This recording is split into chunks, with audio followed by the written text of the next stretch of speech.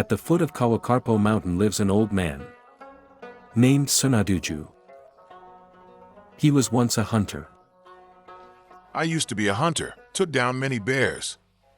People called me Bear Grandpa.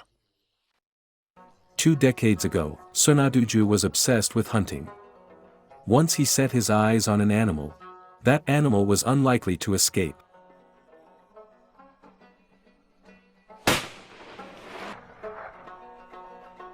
After I killed too many wild animals. A strange incident occurred in 1985. During a routine hunt, Sina Duju encountered an accident. That moment altered the course of his life. What exactly happened to him that day? And how did it reshape the path he now walks?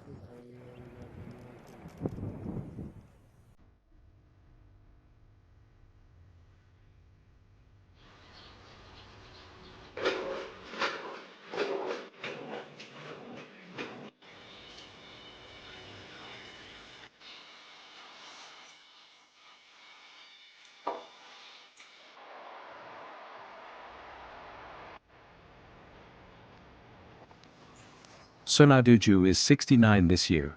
Every morning, he goes to a temple to pray. He proposed to build this temple. He was a hunter 28 years ago. Now, long after setting aside his gun, he chants sutras and prays for atonement.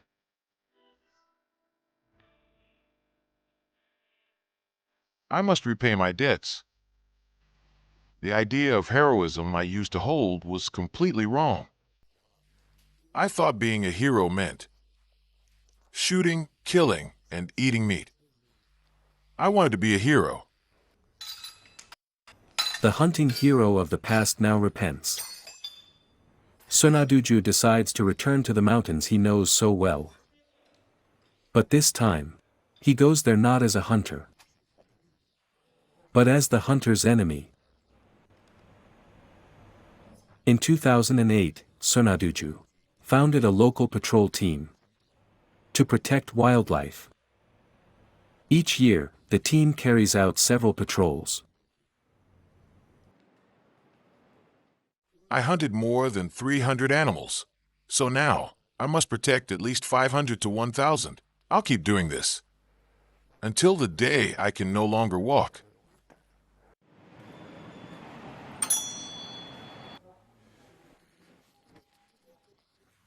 Tomorrow, his team will head into the mountains again.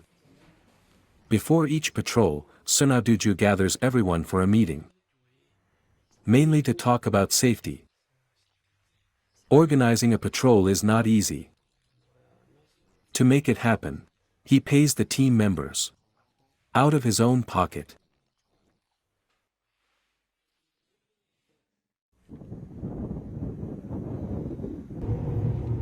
His village is called Bu Village.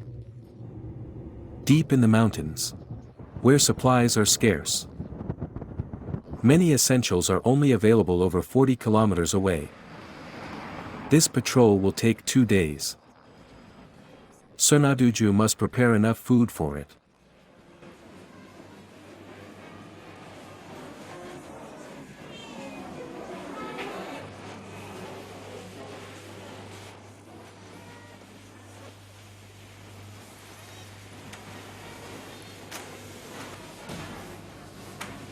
Though he no longer eats meat, he is well aware that the patrol team needs it for strength, so meat is essential.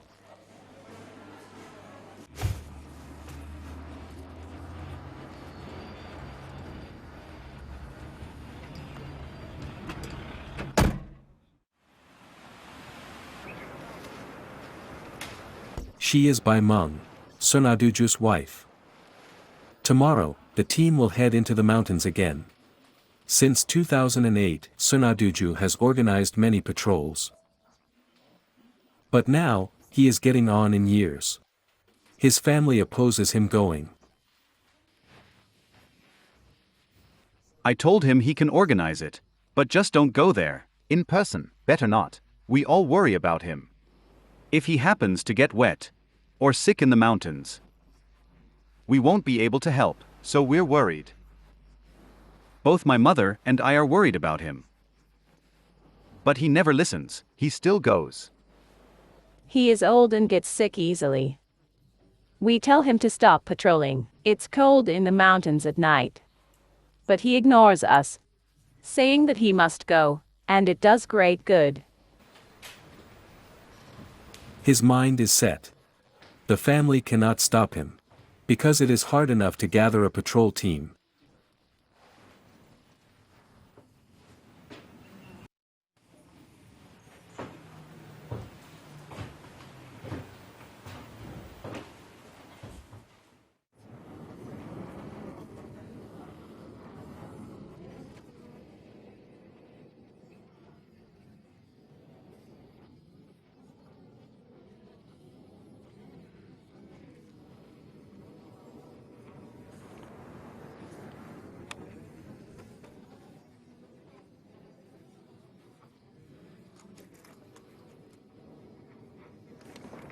This is a temple halfway up the mountain.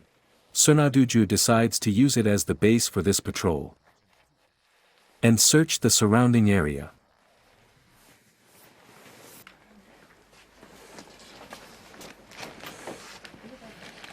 Go rest a bit.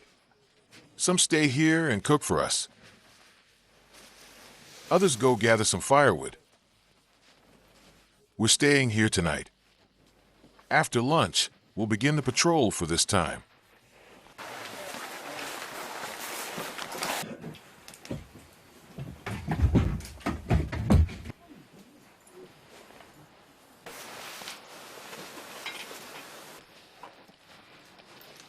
These members are local villagers. The oldest is Sina Duju, and the youngest is only 13.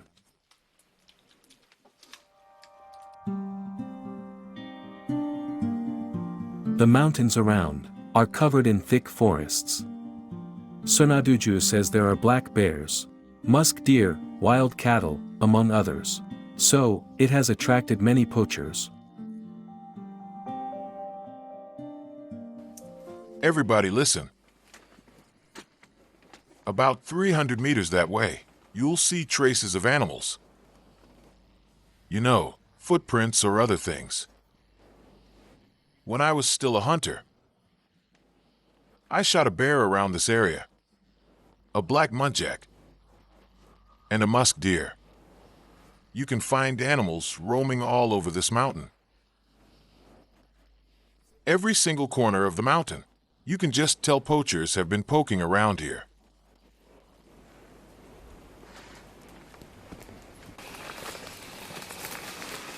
Finding traps in the forest is not an easy task. They are usually well hidden and hard to spot. This is quite a challenge for the 6 patrol members. Sina Duju picks a direction with more animal activity.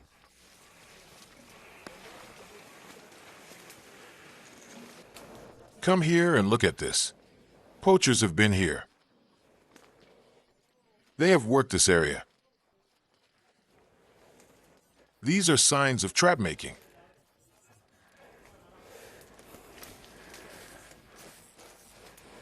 See, they did it over here.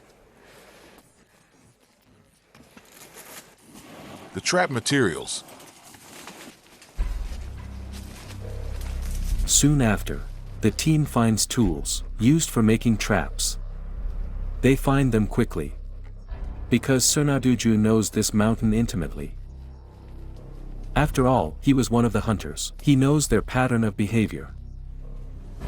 Once a hunter, Sina Duju shot many animals in this mountain. I like shooting, killing, and eating them. I train my shooting, to tell you the truth. At 10 meters, I could hit a matchstick. At 100 meters, a pipe. And at 200 meters, an egg.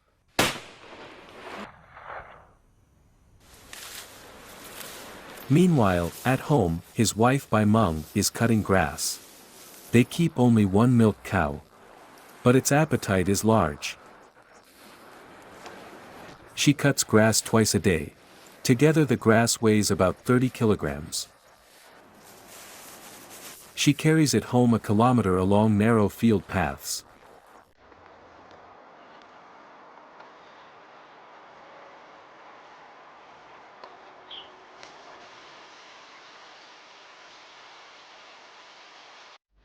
When the kids were still little, he was away all the time, out there hunting. No one else worked in the family. There was only me doing housework. He usually stayed out for long periods, and what I could do was stay at home, taking care of the children and the elders. I was the only laborer in the entire family. I barely saw him when I was little, at most once or twice a month. That was it. We didn't know where he went either. When I was a hunter, I went hunting every day. Now, even though I've laid down my gun, I still have to go there to protect the animals. I used to neglect my family. Work. Money. I neglected everything. I think my family should understand. I must repay this debt. No traps are found in today's patrol. At night, the patrol team returns to the temple. They would spend the night there. Conditions are basic in the mountains. Sina Duju, who should be enjoying his retirement, still moves through the mountains. What had this former hunter experienced to give him such resolve? After I killed too many wild animals, a strange incident occurred in 1985. Before the new year, I aimed at a wild buffalo. Wanted its meat. I knelt and fired. It didn't move. I fired again. Still no reaction. A third shot. Still no movement. It was only about 150 meters away. I could even hit an egg at 200 meters, but I couldn't kill that big buffalo, however hard I tried. It made no sense, so I was terrified. I took off my hat and made a kowtow to Kawakarpo. After that, I felt a bit off and just couldn't be myself.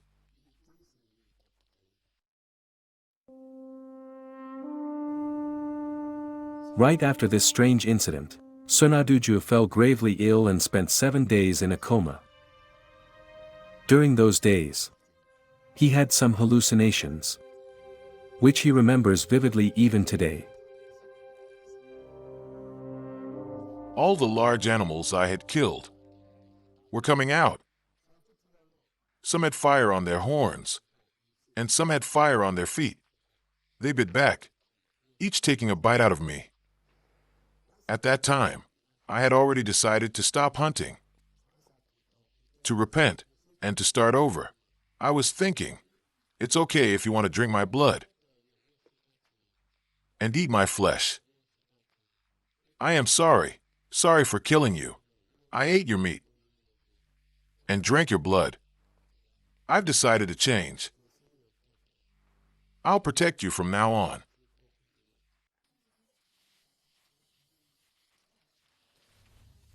Sina Duju had hunted for over 20 years. It was hard for him to get used to a life without it. It was hard to deal with the change in a short period. Sometimes, when I wasn't paying attention, I still wanted to eat wild animal meat. So I'd buy some at the market and satisfy my desire. Later I thought it through. I must quit it completely, and I must live without it.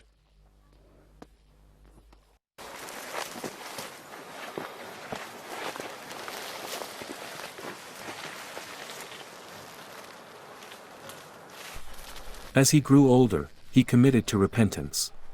He not only destroys traps to protect animals, Moreover, every time he goes up the mountain, he picks up trash whenever possible.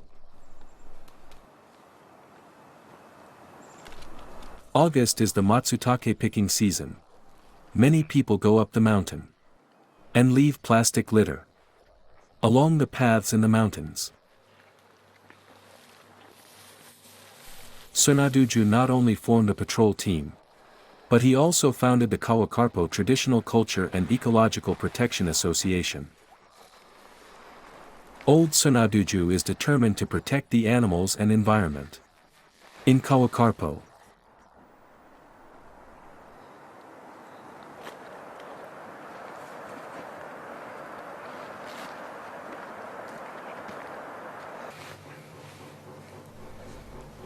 Today, their destination is the mountain beside the temple, because musk deer and other animals often appear there.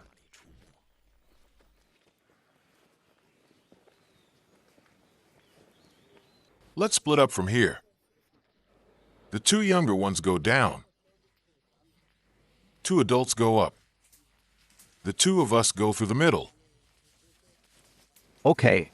You 2 go a bit higher.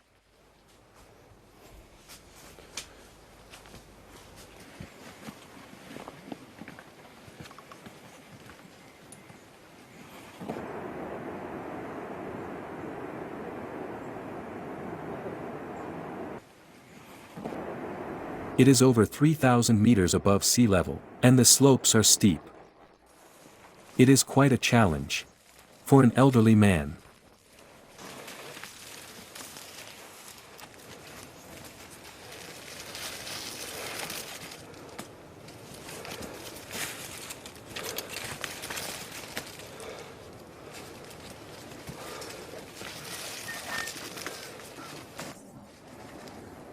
Yesterday, there was a wild buffalo over here. You can see its tracks. It came here right after the rain. It ran from that spot to here. Then from here down to that lower spot. We need to search carefully from here. There may be traps.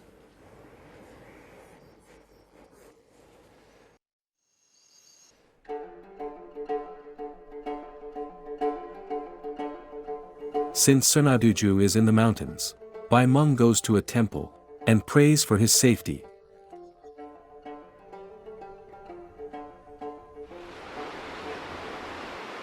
Water from the road flows onto the terrace beside the temple. Bai Meng digs a small trench to drain the water to the roadside.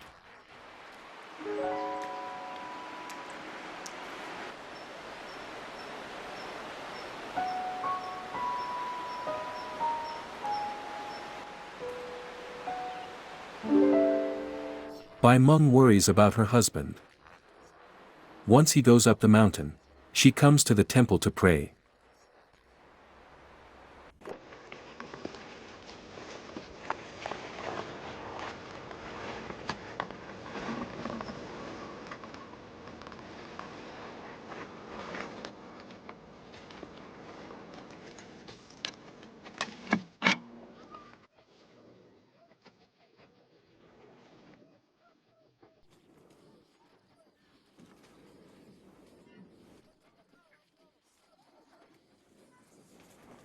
What's wrong, Grandpa?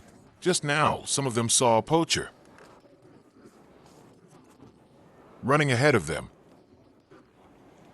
I said, "Catch him." They said, "Okay, but he's got a knife." So I told them to leave him alone. Let him go. Too dangerous.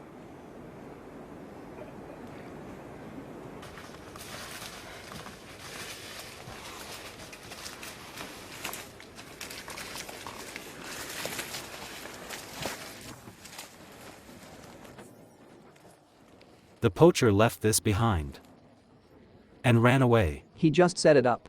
We've taken it down. Though we have more people. He has a bow. Do you think he is a local or what? He looked like a local. He ran when hearing Tibetan. Sina Duju decided to search the area thoroughly and dismantle every trap poachers had set. Before long, they find traps nearby. Here, this spot.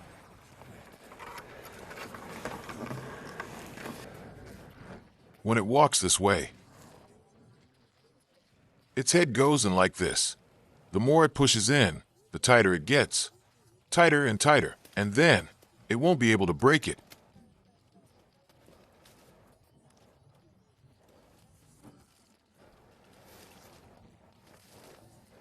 It dies within a minute.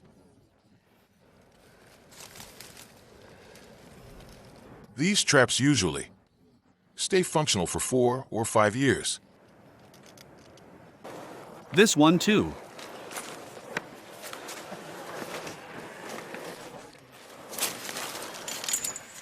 This one too. Look, these were set up months ago. The tree has dried out.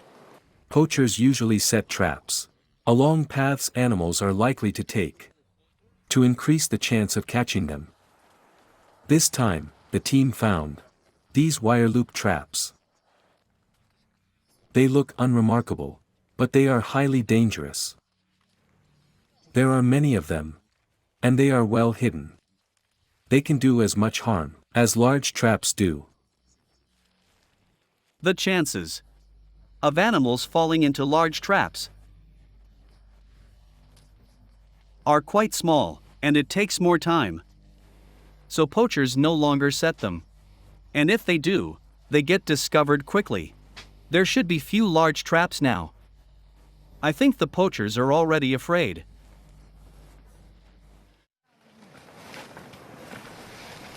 Two days of patrol are over. The team is returning to the village.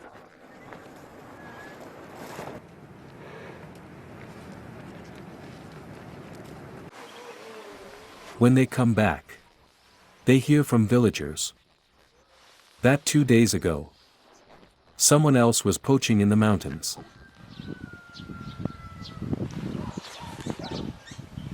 The other day, we found a poacher. He had killed a musk deer and 3 pheasants. When we went to the mountains, my friend found some pheasant feathers and the wire used to snare the deer. We removed it.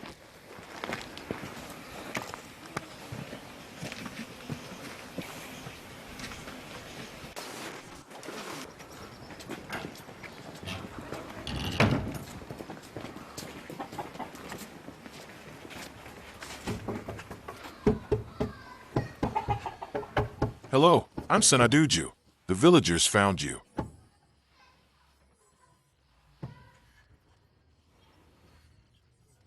Poaching in the mountains several times. You must stop doing this. We must protect wildlife in Kawakarpo. You should change your mindset. No more poaching. I'm telling you.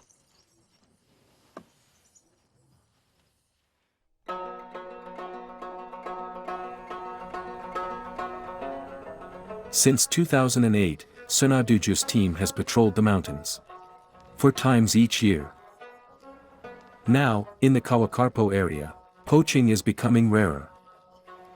For Sina Duju, it is not just wildlife protection. It is also his way of atoning for his years as a hunter.